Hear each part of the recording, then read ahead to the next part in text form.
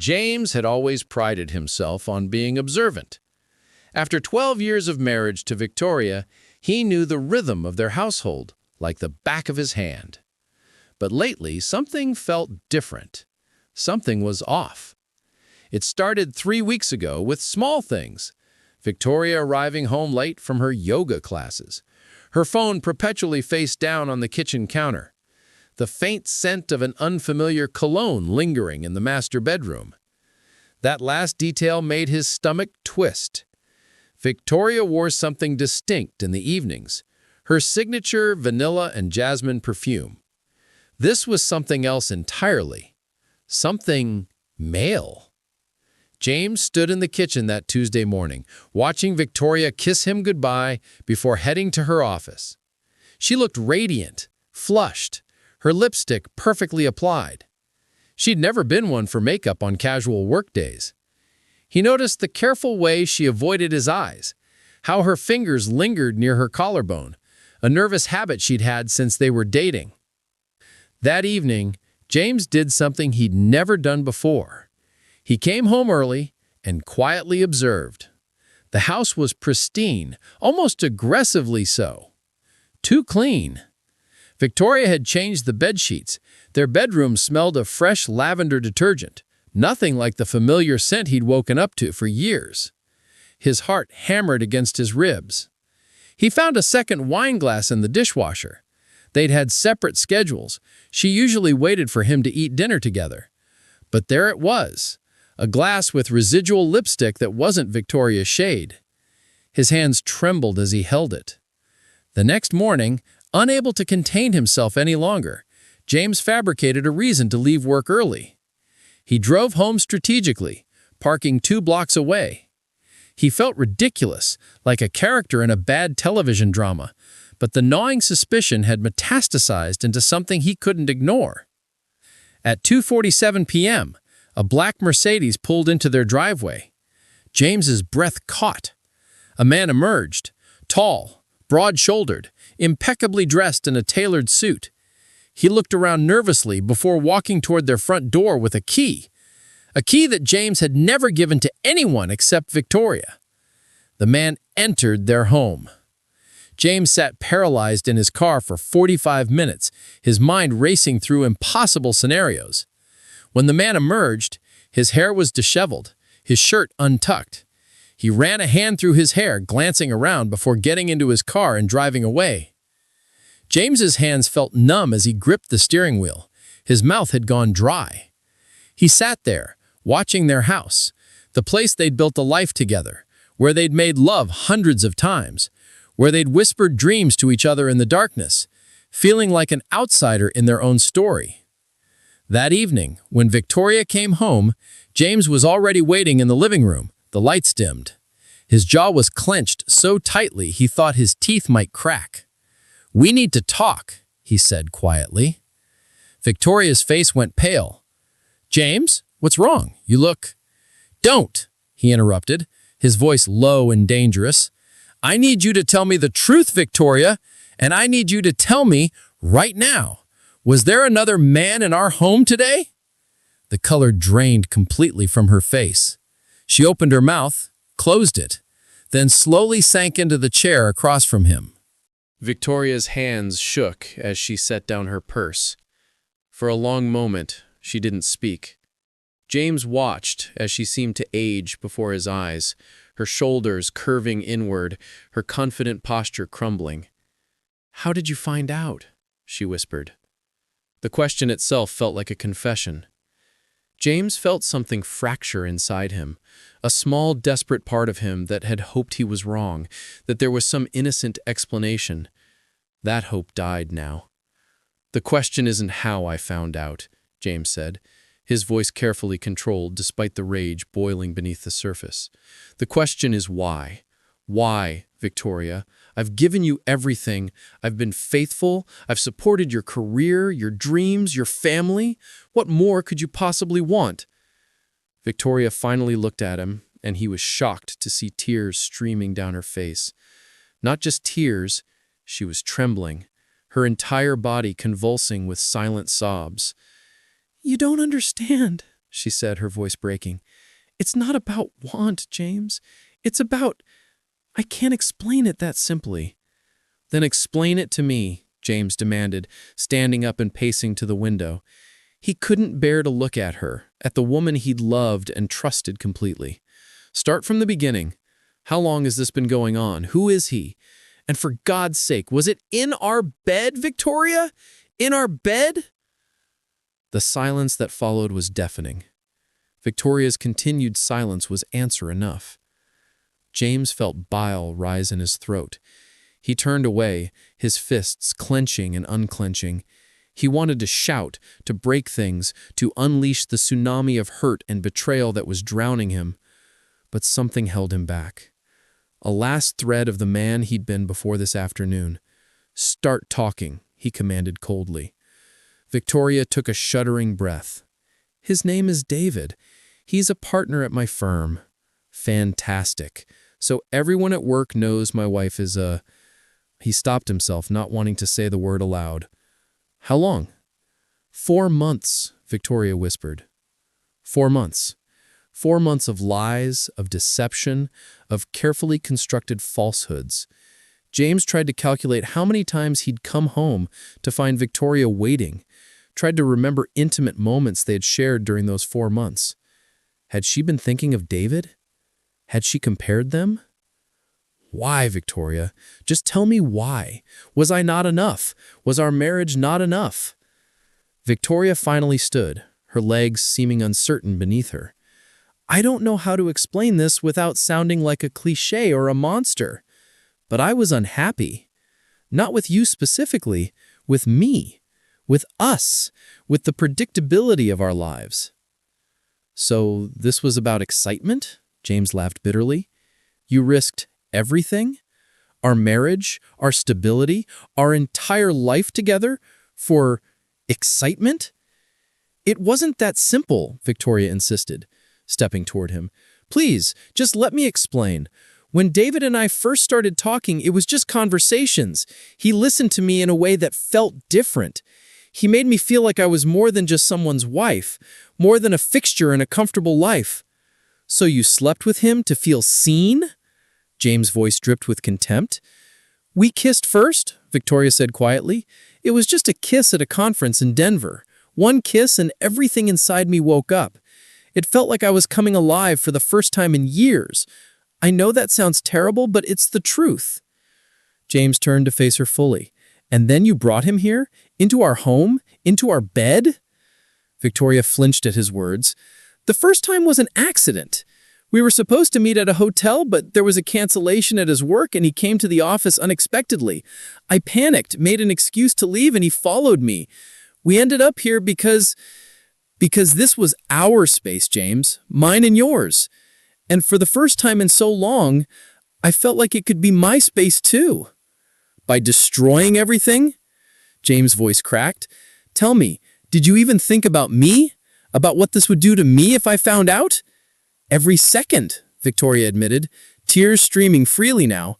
I've been miserable and euphoric at the same time, guilty and alive. I knew I was hurting you even before this happened, and then when I started with David, the guilt multiplied 1,000-fold.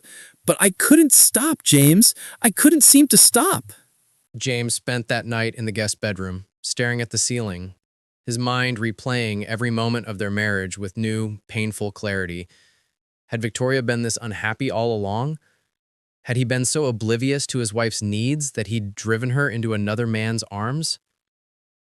The next morning, they sat at the kitchen table across from each other. Victoria looked like she hadn't slept either. Her eyes were swollen and red, her hair hanging limply around her face. I think we should separate, James said flatly. I'll stay somewhere else for a while. You'll have the house. We can figure out the logistics with lawyers. No, Victoria said suddenly, reaching across the table. James, no. Please just hear me out. I ended things with David yesterday. I called him after you fell asleep and I told him it was over. Convenient, James said coldly, pulling his hand away. Did you do it because you love me or because you got caught? Both, Victoria admitted, but also because when I heard the pain in your voice yesterday, It broke me. I realized what I'd been doing. I'd been so focused on what I was lacking that I wasn't seeing what I had. What we had, what we still have. James laughed harshly. What we had was trust, Victoria, and you destroyed it. You can't fix that with a phone call to David. I know, Victoria said, her voice steady despite her tears. I know I can't fix this with words or apologies. I know I've hurt you in a way that might be irreversible, but I'm asking you to consider therapy with me, not to save the marriage necessarily, but to help us understand what happened, to help us both understand what's broken. What's broken? James repeated. You had an affair, Victoria. That's not complicated psychology. That's a choice. You chose another man over me, over us. It wasn't about choosing him over you, Victoria said, leaning forward with intensity. That's what you have to understand. It was about me choosing myself. I was drowning in the safety of our life and I was looking for an escape hatch. David was the escape hatch. But the problem isn't David, and it isn't really about you either. James felt something shift in his chest. Not forgiveness, maybe not ever, but a small opening to curiosity. Then what is it about? Victoria stood and began to pace. I've been thinking about it all night, about why I felt so empty despite having everything I should want. And I think I lost myself somewhere in the last decade. I graduated at the top of my class.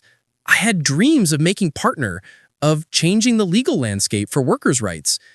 And then we got married, and I was happy at first. But slowly, so gradually I didn't notice it happening, I became defined by my marriage, by being your wife. I stopped seeing myself as someone with ambitions, and instead became someone who existed in relation to you. That's not fair, James said. I never asked you to give up anything. I encouraged your career. I know you did, Victoria said softly. And that's part of why this is so devastating. You were the perfect partner in almost every way. But perfect isn't what I needed. I needed imperfection. I needed someone to push back against me, to challenge me, to make me feel like I was existing in the world rather than existing in a marriage. James felt tears burning his eyes now. So what? You needed someone else to feel alive? You couldn't come to me and say you were unhappy? I didn't know I was unhappy until I wasn't. That's the horrible truth, James. I didn't recognize what I was missing until I felt it. And by then, I was already in deep with David. Did you love him? The question escaped James' throat like a shattered piece of glass. Victoria paused for a long time. No, not really. I was intoxicated by him, by the newness, by the risk, by the way he made me feel dangerous and alive. But I didn't love him. I was using him as a mirror to see parts of myself I'd forgotten existed. And now, James asked quietly, who do you see now? Victoria looked directly at him, her expression raw and vulnerable. Now, I see someone who's scared. Someone who realizes she's hurt the one person who's shown her nothing but love and support. Someone who doesn't deserve that love anymore, but who's asking for the chance to rebuild it. Different. Better. 3 weeks passed. James had moved into a temporary apartment, telling colleagues at work only that he needed some space.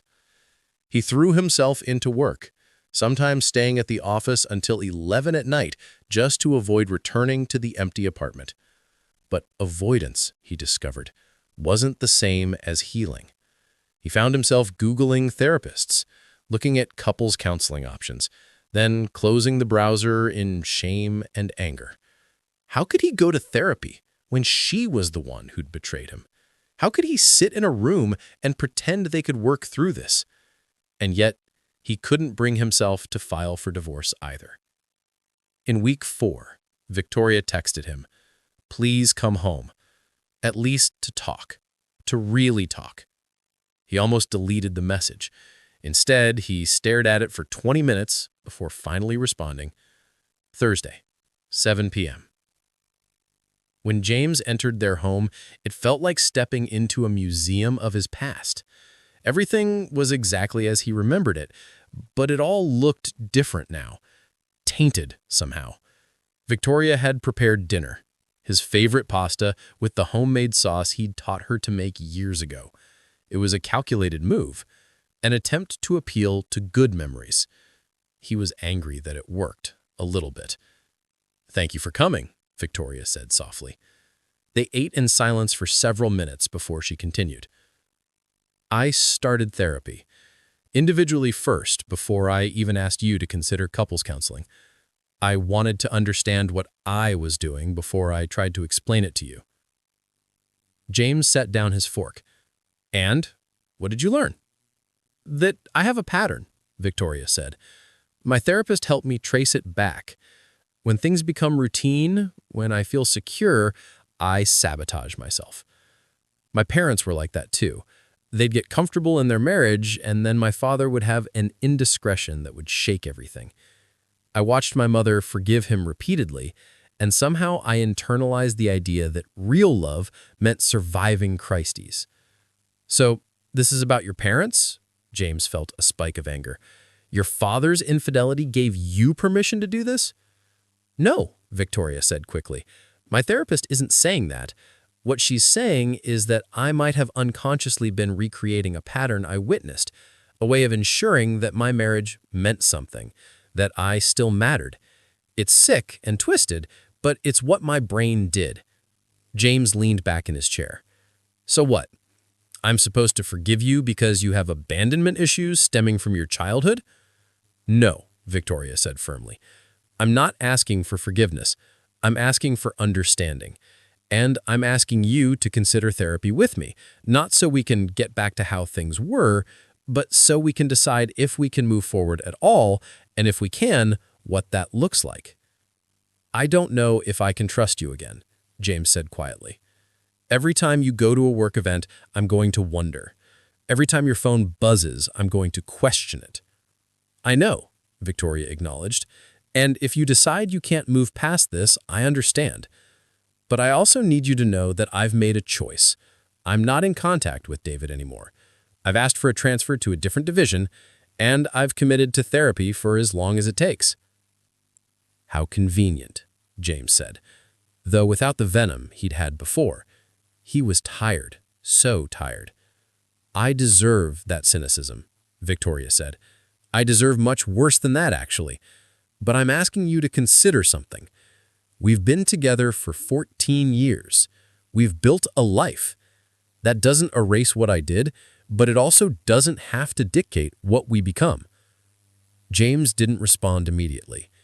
Instead, he found himself thinking about the early days of their relationship, how Victoria had made him laugh, how she'd challenged his perspectives, how she'd made him feel like the best version of himself. Had he stopped doing those things for her? Had they both become complacent? "I'll do the therapy," he heard himself say, "but I'm not making any promises." "That's all I'm asking for," Victoria said, relief flooding her features. A chance to try. 6 months into couples therapy, James sat across from Dr. Morrison, Victoria beside him on the couch, but not quite touching. "I want to ask you both about trust," Dr. Morrison said. "James, you've mentioned feeling blindsided by Victoria's affair, but looking back, were there signs you missed?" James shifted uncomfortably. He'd asked himself this question 1,000 times. "Maybe? I don't know. I was so focused on providing that I stopped seeing her. I assumed the marriage was fine because I was fine." "And Victoria?" Dr. Morrison turned to her. "You've spoken about feeling invisible. But did you ever directly communicate those feelings to James?" Victoria shook her head. "I was afraid. Afraid that if I complained, he'd feel like a failure. Afraid that if I said I needed more, it would hurt his feelings. So I just withdrew." "You just withdrew?" Dr. Morrison repeated gently. "Without talking to your partner?" "I did try once," Victoria said quietly, glancing at James. "Do you remember? About 2 years ago, I suggested we spend more time together, that we schedule date nights, that we shake things up." James felt his stomach drop. He did remember. He'd been so tired from work, and he'd suggested they were fine as they were, that they didn't need to perform romance like they were still dating. He'd essentially shut her down. I think what happened, Dr. Morrison said, is that both of you stopped communicating on a deep level. Victoria, you withdrew and eventually sought validation outside the marriage. James, you assumed things were fine and didn't press when she didn't directly articulate her needs. Neither of you is blameless, but neither of you is solely responsible either. In the weeks following that session, something shifted. James stopped seeing Victoria's affair as simply a betrayal and started seeing it as a symptom of a much larger problem, the slow erosion of their intimate connection. He began asking Victoria questions he'd stopped asking years ago. What was she thinking about? What made her happy? What scared her? And slowly, reluctantly, Victoria began answering with honesty instead of the safe platitudes they'd hidden behind. One evening, about 9 months after that devastating afternoon when James came home early, they found themselves actually laughing together for the first time since the revelation. "Do you remember when we went backpacking in Colorado?" Victoria asked, curled up beside him on the couch. "That terrible trip where we got lost?" James smiled, despite himself. "We were lost," Victoria corrected, "but it wasn't terrible. We were terrified and exhausted, and our tent got rained on, but we were also alive. We were present with each other." James pulled her closer. "I miss that." "So do I," Victoria said. "And I think we can have that again. Different from before, but maybe better." "I still have moments where I'm angry," James admitted. "Moments where it hits me what you did, and I feel like I can't breathe." "I know, and you might for a long time. Healing isn't linear, but I'm committed to earning your trust back, day by day, even if it takes years." James realized that what they were building now was different from what they'd had before. It wasn't the comfortable, predictable marriage they'd settled into. It was harder, requiring constant communication and vulnerability. It was messier, but it was also more real. They weren't the same people who'd made vows in at church 14 years ago. They were different people now, wounded, cautious, but also more aware of what they'd nearly lost. One evening, Victoria turned to James and said, "I think I'm finally ready to let go of David. Not the memory of him, but the idea of him, the person I thought he represented." "I'm ready for you to let go of him too," James said. "Are you?" Victoria asked carefully. "Or are you just accepting it because it's the only option?" James considered the question honestly. "Maybe, but also, I'm starting to see it differently. He wasn't the problem, we were the problem, and we're working on that now." The truth was more complicated than any affair. It wasn't a story of clear heroes and villains. It was the story of two people who'd lost themselves in the machinery of their marriage and forgot why they'd chosen each other in the first place. As Victoria leaned her head against his shoulder, James realized that forgiveness wasn't a switch that flipped. It was a choice he made every day to move forward, to rebuild, to believe that what they'd once had and what they could still create together was worth the effort. The road ahead was uncertain, but as he held his wife close and listened to her breathing, James understood that uncertainty was part of being truly alive. And maybe, he thought, that's what they'd both been looking for all along.